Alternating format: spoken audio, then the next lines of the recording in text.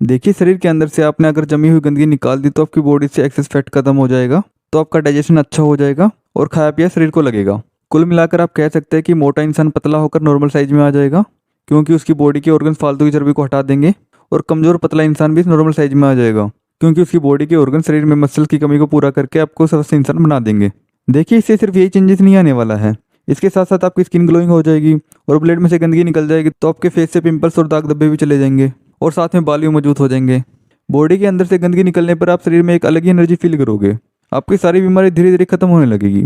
इससे आपको शरीर के हर एक ऑर्गन में फायदा होगा। चलिए पहले हम ये जानते हैं कि जब हम खाना खाते हैं तो उसका प्रोसेस क्या रहता है। खाना हमारे मुंह से हमारे पेट में जाता है और फिर छोटी आंत में, देन बड़ी आंत में।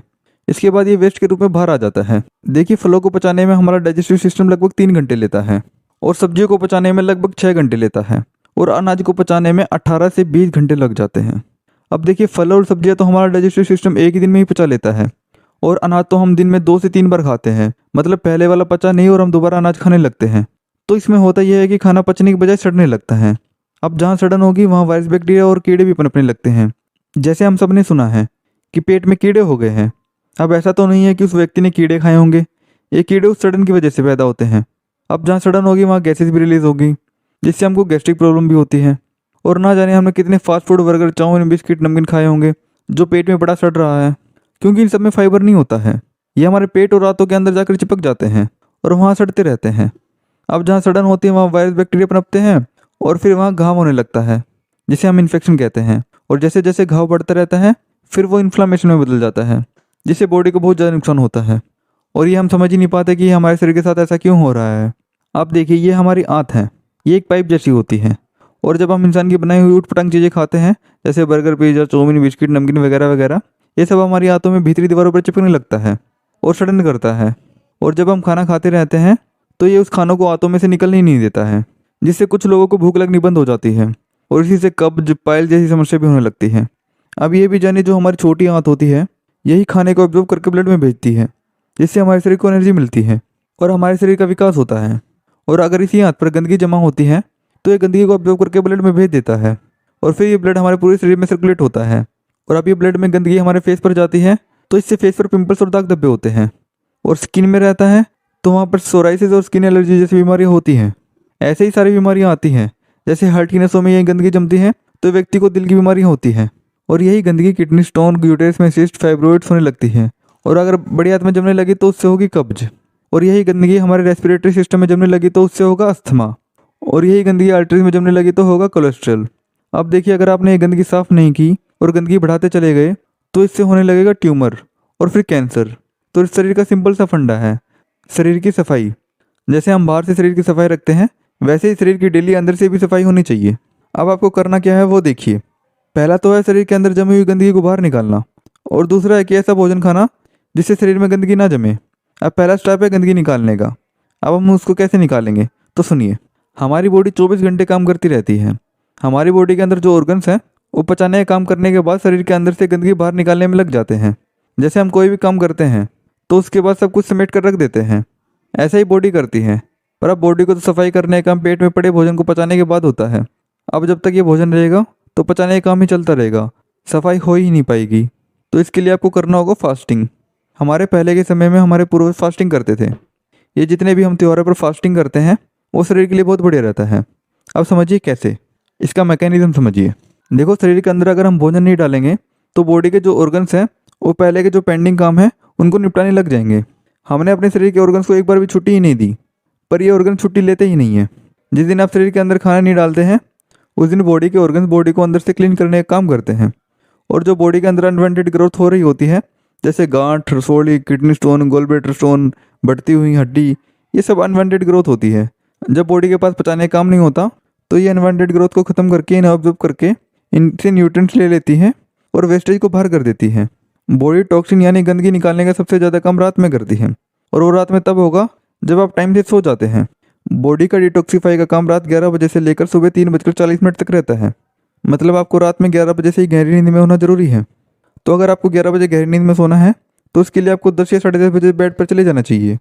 आपके शरीर के सबसे बड़े डॉक्टर, चिकित्सक आपके शरीर के अंदर ही बैठे हैं, वो आपके ऑर्गन्स। इनसे बड़ा डॉक्टर कोई नहीं है। आपकी बीमारी को यही जानते और पहचानते हैं, दूसरा कोई नहीं। और यही ठीक करते हैं। बात है बस इनको सपोर्ट करने की। चलिए मैं आपको ये और बता देता हूँ कि आपकी बॉडी के अंदर की सफाई कौन करता है और कैसे करता है। देखिए हमारी बॉडी बनी है सेल्स से, और सेल्स में 90% बैक्टीरिया होते हैं। ये गुड बैक्टीरिया होते हैं। एक एग्जांपल ले लेते हैं। जैसे एक हॉस्पिटल में सभी तरह का स्टाफ होता है। जो पेशेंट को ट्रीट करते हैं वो होते हैं डॉक्टर। और जब शाम के टाइम हॉस्पिटल बंद हो जाता है तो सफाई वाले कर्मचारी आकर पूरे हॉस्पिटल की सफाई करके चले जाते हैं। ऐसा ही कुछ होता है हमारे शरीर के अंदर। आपने बहुत लोगों से सुना होगा कि रात का डिनर सूरज डूबने से पहले कर लेना चाहिए। आज मैं आपको उसका मैकेनिज्म बताता हूँ। देखो, सूरज की रोशनी के समय हमारे पेट में एसिड तेज रहता है। मतलब कि आप जब उस टाइम पर कुछ खाओगे तो पेट में पड़ा एसिड उस चीज़ को पचा देगा। और जब हम सूरज छिपने के बाद खाना खाते हैं तो पेट में पड़ा एसिड बंद हो जाता है। मतलब आप सूरज छिपने के बाद जो खाना खाते हैं वो ठीक ढंग से नहीं पचता है और फिर वो पेट में सड़ता है। और ये ऐसा क्यों होता है वो भी बता देता हूँ। जैसे दिन रात मिलाकर एक पूरा दिन बनता है, वैसे शरीर में दिन और रात की अलग अलग शिफ्ट होती है। मतलब जब तक सूरज है तब तक शरीर के अंदर पचाने का काम बढ़िया होता है, और जब सूरज छिप जाता है तो बॉडी के अंदर बैक्टीरिया शिफ्ट शुरू होती है और वो रात में बॉडी को क्लीनिंग का काम करते हैं, यानी शरीर के अंदर से टॉक्सिन को बाहर निकालते हैं। ये गंदगी शरीर के स्टूल, यूरिन और पसीने के जरिए बाहर आती है। और जैसे ये गंदगी बाहर आनी शुरू होती है वैसे ही आपको अपनी बीमारी में आराम मिलने लगता है, चाहे वो कोई भी बीमारी क्यों ना हो। अभी आपको अपनी बॉडी का सारा मैकेनिज्म समझ आ ही गया होगा। तो अब चलते हैं डाइट की तरफ। अब डाइट क्या फॉलो करनी है जिससे गंदगी बाहर निकले और खाना अच्छे से पच जाए और सड़े ना। आपको दिन की शुरुआत ऐसे करनी है। आपको सुबह उठते ही लौकी का जूस पीना है। ये एक गिलास लौकी का जूस इतना ज़्यादा टॉक्सिन शरीर से बाहर करता है कि आपको यकीन करना मुश्किल हो जाएगा। इसका रिजल्ट आपको एक हफ्ते में देखने को मिल जाएगा। लौकी के जूस के बाद आपको नाश्ते में 500 से 700 ग्राम फ्रूट्स खाने हैं। ये फ्रूट्स कोई भी सीजनल फ्रूट्स हो सकते हैं, जो भी आप मौसम के अनुसार खाना चाहें, जैसे कि एप्पल, मौसम्बी, अंगूर, जो भी मौसम के हिसाब से अवेलेबल हो जाए। अब इन फ्रूट्स को खाने का मैकेनिज्म भी समझिए। देखिए, फ्रूट्स में लाइव एंजाइम होते हैं जो हमारे पूरे शरीर में घूम जाते हैं और ब्लॉकेज को खोलने का काम करते हैं। साथ में इन फ्रूट्स में फाइबर की मात्रा भी ज़्यादा होती है जो आपके आंतों में जमी गंदगी को हटाने का काम करती है। फाइबर का सीधा मतलब समझिए। देखो, जो चीज़ पानी में ना घुले उसमें फाइबर होता है। जैसे हम मौसम्बी का जूस पीते हैं तो उस मशीन में मौसम्बी डालने पर मौसम्बी का रस निकलता है। वो रस अलग हो जाता है और हार्ड मटेरियल अलग हो जाता है। जो हार्ड मटेरियल निकलता है, जो मशीन में से मौसम्बी का जो गुदा निकलता है, वही फाइबर होता है। और वही फाइबर आंतों को क्लीन करते हुए जाता है और स्टूल के रास्ते से गंदगी को बाहर कर देता है। इसलिए कहा जाता है कि जूस से अच्छा तो फल को डायरेक्ट खाना होता है। अगर आप डायरेक्ट फ्रूट खाते हैं तो आप फ्रूट में से 100% न्यूट्रिएंट्स ले लेते हैं, और अगर आप उसका जूस निकालते हैं तो आप उसमें से 60% न्यूट्रिएंट्स ले पाते हैं। अगर जूस पीना अच्छी बात है तो फल का खाना बहुत ज़्यादा अच्छी बात है। फ़र्क बस इतना ही है, जूस अच्छा है और फल खाना बहुत अच्छा। तो अब आपके ऊपर है, आप अच्छा चाहते हैं बहुत अच्छा। इसके बाद आता है आपका लंच। लंच में आप 2 प्लेट लेंगे। एक प्लेट में 200 ग्राम सैलेड होंगी और दूसरी प्लेट में जो भी आपका भोजन हो, दाल रोटी, वो ले लेंगे। इसमें आप सबसे पहले फर्स्ट वाली प्लेट सैलेड वाली फिनिश करेंगे। इसके बाद दूसरी प्लेट जो आपकी दाल रोटी है वो खाएंगे। और लंच के बाद आपको पानी नहीं पीना है। पानी आपको 1 घंटे बाद ही पीना है, और याद से ज़रूर 1 घंटे बाद पानी पीना है। चलिए अब इस पानी का मैकेनिज्म भी समझिए। देखिए, जब हम खाना खाते हैं तो खाना जब पेट में जाता है तो पेट का एसिड खाने को तोड़कर पचाना शुरू कर देता है, और उस दौरान अगर पानी पी लेते हैं तो एसिड मंद पड़ जाता है, जिससे ज़्यादातर खाना पच नहीं पाएगा और वहीं सड़ता रहेगा। इसलिए पानी 1 घंटे बाद पीना चाहिए, क्योंकि जब पेट का एसिड उसको पेस्ट जैसा बना देता है तो उसको आगे धकेलने के लिए बॉडी को पानी की ज़रूरत पड़ती है। और जैसे ही हम पानी पीते हैं तो बॉडी साथ में डाइजेस्टिव जूसेस को भी छोड़ देती है, जिससे खाना बढ़िया पचता है।